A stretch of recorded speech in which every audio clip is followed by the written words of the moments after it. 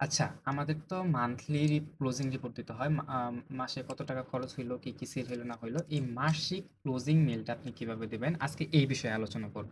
আচ্ছা, তো এই বিষয়ে আলোচনা করার জন্য আমি সর্বপ্রথম অক্টাগ্লোতে যাব সবসময়ের মতন। তো অক্টাগ্লো থেকে আমার কিছু ফাইল ডাউনলোড করতে হবে। এই ফাইলগুলো আমার মান্থলি রিপোর্টে জমা দিতে হবে।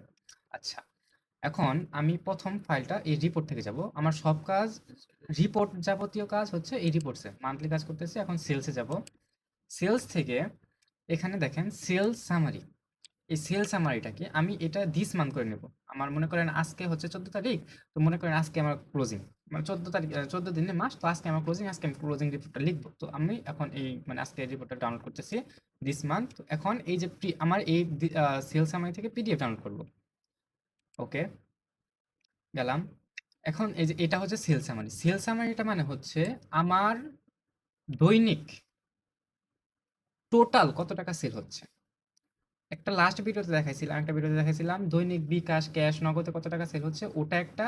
আর এইটা সেল সামারি হচ্ছে আমার একটা নির্দিষ্ট ডেটে টোটাল কত টাকা সেল হচ্ছে এইটা।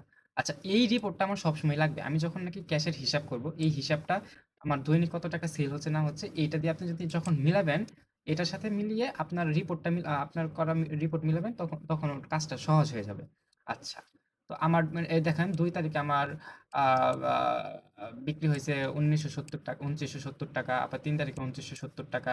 আজকে ১৪ তারিখ, আজকে হচ্ছে ৳৬০৫০। এটা দৈনিক কত টাকা সেল হচ্ছে, টোটাল সেল হচ্ছে, এটা আপনি হিসাব করতে পারবেন। ওকে। আর ডাউনলোড অপশনগুলো পরে দেখাচ্ছি আমি। এটা গেল সেল সামারির অপশন। তারপরে যাব, এটার আমি অবশ্যই এই যে পিং যেটা পিডিএফ ফরম্যাট, এটা ডাউনলোড করব। আচ্ছা, তারপরে হচ্ছে daily sales report by invoice. এটার কাজ কি? এটার কাজ আমি আগেও একটা ভিডিওতে জানাইছিলাম, তো আবার জানাচ্ছি। এটা হচ্ছে আমার কত টাকা ক্যাশ, বিকাশ এবং পজে সেল হচ্ছে এটা দেখাবে। আচ্ছা, এটা হচ্ছে আমি মানে দিনে কত টাকা সেল এভাবে সেল হচ্ছে ওটা দেখার জন্য টু ডে ফিল্টার করব। তবে আমি যেহেতু মান্থলি কাজ করতেছি, সেই ক্ষেত্রে এই দিস মান্থ আমি ইউজ করব। This month this month use করে এই যে রিপোর্টটা দেখি আমি। দিস মান্থ যদি ইউজ করি, তাহলে এই মাসে এই গত ১ তারিখ থেকে আজকে ১৪ তারিখ পর্যন্ত আমার ক্যাশে সেল হয়েছে ৩৬,৩১১ টাকা। মোবাইলে সেল হয়েছে এত টাকা, পজে সেল হয়েছে এত টাকা। এটা আমি দিস মান্থে মানে এই মাসে কত টাকা এই সেকশনে কত সেল হয়েছে এটা দেখতে পাবো। এই রিপোর্টটা আমার লাগবে। এটাও আমি পিডিএফ ডাউনলোড করব। ওকে, ফাইন। আ এই রিপোর্টটা যখন নাকি আমি আমার যেহেতু আমার মেইলে কত টাকা মানে খরচ হইছে ওটা দেখানোর জন্য আমার ক্যাশটা মূলত লাগবে। আমার বিকাশ আর পজের জন্য কোনো আলাদাভাবে রিপোর্ট নাই। আমার আম এখান থেকে আমি একটা জিনিস দেখাই আপনাকে। এখান থেকে মোবাইলে মানে বিকাশে কত সেল হইছে এটার সাথে রিপোর্টটা মিলাবেন। আপনার ক্যাশ রিপোর্ট মিলাবেন। আর পজে কত সেল হইছে এটার সাথে রিপোর্টটা মিলাবেন। যদি ওকে থাকে ওকে, আর যদি ওকে না থাকে তার মানে কোথাও ঝামেলা হইছে। আচ্ছা, তারপরে হচ্ছে ক্যাশ সেল। আপনি কত টাকা বিক্রি করছেন এখান থেকে দেখে নিবেন। এখান থেকে দেখার পর আপনি কত টাকা খরচ করছেন ওখান থেকে বিয়োগ করার পর আপনার হাতে কত টাকা আছে, যদি মিলে যায় তাহলে ওকে। আর যদি না মিলে তাহলে ঝামেলা আছে। আচ্ছা, বেশ। এরপর এটার আমি পিডিএফ ফরম্যাট এবং এক্সেল ফরম্যাট যেটা আছে এই ২ টাই আমার লাগবে। আমার টোটাল ৩ টা ফাইল হয়ে গেছে। এই ৩ টা ফাইল। তারপর এই যে সেল রিপোর্ট বাই প্রোডাক্ট এটার কথা হচ্ছে, এটা আমার দৈনিক কি, কি প্রোডাক্ট সেল হয়েছে, কোন, কোন প্রোডাক্টটা সেল হয়েছে এটা আমি জানতে পারবো। তো আমার যদি আজকে দেখি, তো আজকে এটা টুডে সিলেক্ট করা। টুডে আমার এই যে এই মনিহার মসলিন শাড়িটা এবং প্রাঞ্চালি মসলিন শাড়িটা সেল হয়েছে। এটা হচ্ছে আমার দৈনিকের। আর এখানে ফিল্টার যে অপশনটা আছে এই ফিল্টার থেকে এটাও দিস মান্থ করে নেব। যেহেতু এই মাসের দিস মান্থ করতে হবে। ওকে, দিস মান্থ করলে এই মাসে আজকে ১৪ তারিখ পর্যন্ত আমার এই সব প্রোডাক্টগুলো সেল হয়েছে। এটা আমার এই লিস্ট আমার লাগবে। ওকে, এই লিস্টের আমি পিডিএফও ডাউনলোড করব এবং যে পিংটা আছে সরি পিংটা ডাউনলোড করব এবং যে নীলটা আছে এই নীলটাও ডাউনলোড করব। এটা হচ্ছে নীলটা হচ্ছে এক্সেল ফরম্যাট আর পিংটা হচ্ছে পিডিএফ ফরম্যাট। আমার এই দুইটাই লাগবে। টোটাল আমার ফাইল গেছে এখানে দুইটা, তিনটা, চারটা, টোটাল চারটা ফাইল হয়ে গেছে আমার এত। ওকে, এরপর আমি আরেকটা রিপোর্ট ডাউনলোড করব স্টক থেকে। স্টক ইনভেন্টরি মানে এটা আমার হাতে কতগুলো স্টক আছে এইটা আমি জানতে পারবো এখান থেকে, যে এই ফাইলটাও আমরা ডাউনলোড করে দেবো এখান থেকে। ওকে, এখন কথা হচ্ছে ডাউনলোডটা কিভাবে করব। ডাউনলোড করা একদম ইজি। আপনি এই স্টক ইনভেন্টরি আমি এটা দিয়ে, আচ্ছা এটা না দিয়ে অন্যটা দিয়ে দেখাই। সেলসে গেলাম, সেলস থেকে এই সেলস সামারিতে গেলাম। সেলস সামারিতে যাওয়ার পরে ডাউনলোড অপশনে গেলাম। ডাউনলোড অপশনের পর এই যে সেল সামারি এখানে আসছে, এখানে আমি এখান থেকে এই তারিখটা কপি করে নেব আগে।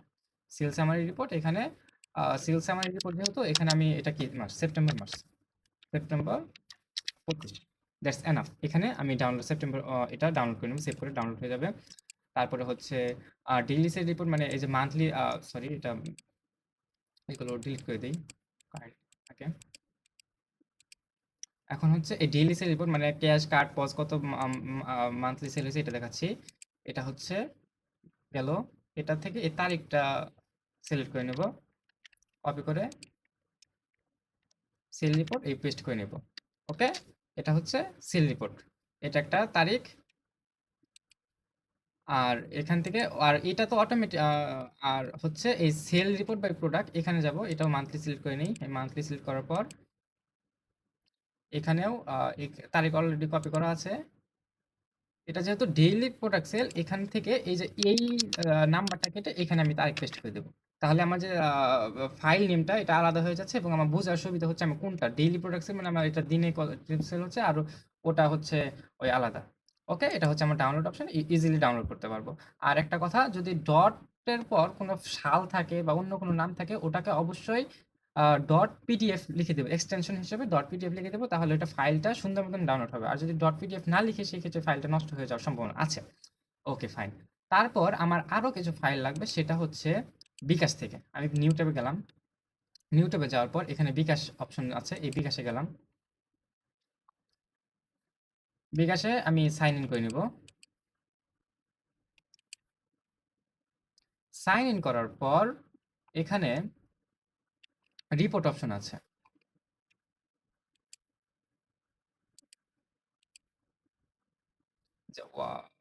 Report transaction. আচ্ছা, যাই হোক, আমি একটু ভুলে গিয়েছিলাম এটা কোথা থেকে ডাউনলোড করতে হয়, আমি বের করেছি। এই যে হোমে গেলাম, হোমে যাওয়ার পর এই ট্রানজেকশন একটা অপশন আছে, দেখেন এখানে ট্রানজেকশন, এই ট্রানজেকশনে যাব। ট্রানজেকশনে যাওয়ার পর আমার মাস অলরেডি সিলেক্ট করাই আছে, সিলেক্ট মান্থ। আচ্ছা, সিলেক্ট মান্থ করার পর এখানে আমার পিডিএফ ফাইল সিলেক্ট করা আছে, এখান থেকে আমি তারিখটা সিলেক্ট করবো। এই যে তারিখ এখানে অপশন আছে তারিখের, এটা হচ্ছে তারিখটা দিব হচ্ছে আমি 1 সেপ্টেম্বর থেকে 14 সেপ্টেম্বর পর্যন্ত। ওকে, এখান থেকে যে আবার দেখাই, আপনি তারিখ সিলেক্ট করতে পারবেন। আবার যদি আপনি আগের মাসে যান, ওইটাও আপনি সিলেক্ট করতে পারবেন। তবে আমি সেপ্টেম্বর নিয়ে যেহেতু প্রত্যেক সবসময় কাজ আছে আমার, এই সেপ্টেম্বরের সরি সালই পরিবর্তন হয়ে গেছে। আচ্ছা, এখানে যে 1 তারিখ থেকে 14 তারিখ সিলেক্ট করেছি। এখন রিকোয়েস্ট রিপোর্ট। ওকে, রিকোয়েস্ট রিপোর্টে ক্লিক করলে আমার এই সাকসেসফুলি আমার যে মেল আছে, এই মেলে এই রিপোর্টটা চলে আসবে। আমি আপনাকে কাইন্ডলি দেখাচ্ছি।